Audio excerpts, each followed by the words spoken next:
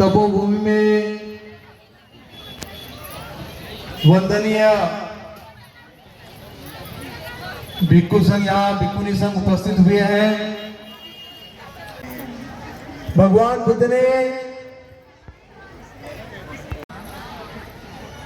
सरमनों का दर्शन करना, भिक्षुओं का दर्शन करना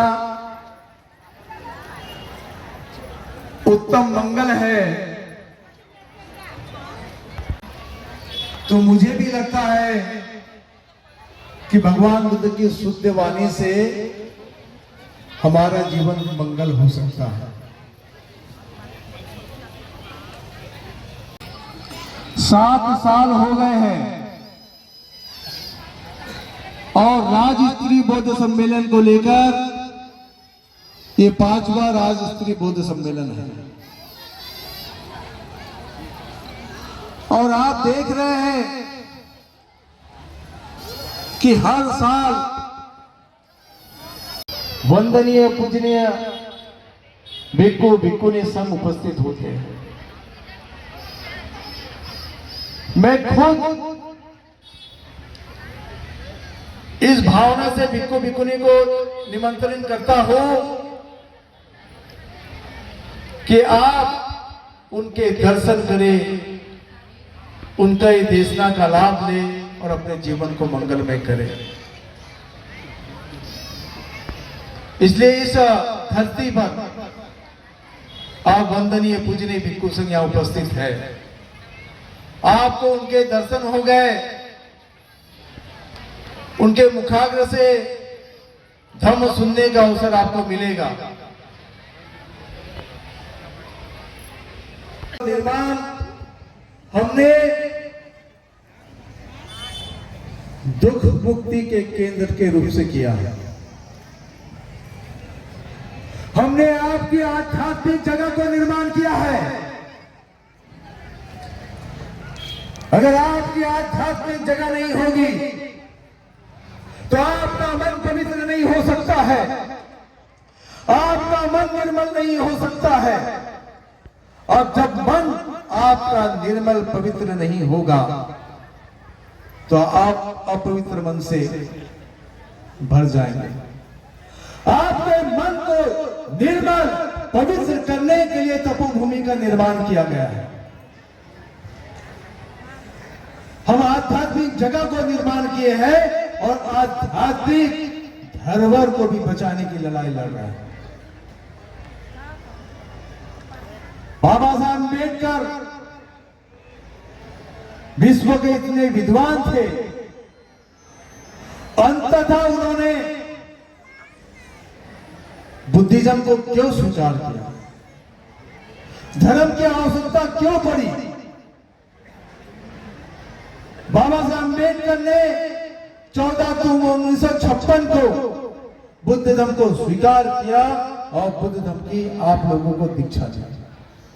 क्यों आवश्यकता पड़ी? जानवर और मानव में बाबा साहब कहते हैं कि अंतर है। जानवर के पास में मन नहीं होता है, लेकिन मानव के पास में मन होता है और इस मन को सुसंस्कारित करने के लिए धम्म की आवश्यकता होती है। क्या आप अपने जीवन को जानवर की तरह जीना चाहते हैं या आप अपने मन को सुसंस्कारित करना चाहते हैं? जानवर के लिए दो समय का भोजन होगा, लेकिन आपको 2 समय के भोजन के पश्चात, लेकिन आपके पास आपका खुद का मन है। उस मन को अगर पौष्टिक आहार नहीं मिलेगा, उसको संस्कार नहीं करेंगे तो क्या होगा? इस भावना को लेकर हमने तपोभूमि का निर्माण किया। और इसी अगर आप अपनी धरोहर को नहीं बचाएंगे, आप अपनी धरोहर पे शरण दर्शन करने नहीं जाएंगे, माथा नहीं टेकेंगे, तो आपकी धरोहर का विकृतीकरण हो जाएगा। आप सोच लीजिए, जिस घर में आप रहते हो उस घर में आप रहना प्रारंभ छोड़ दोगे, रहना छोड़ दोगे तो आपके घर में कीड़े मकोड़े स्थान बना लेंगे। उसी तरीके से आप अपनी धरोहर में दर्शन करना छोड़ दोगे, धरोहर को पूजना छोड़ दोगे, तो कोई और उसे अपना स्थान के रूप में बना लेगा।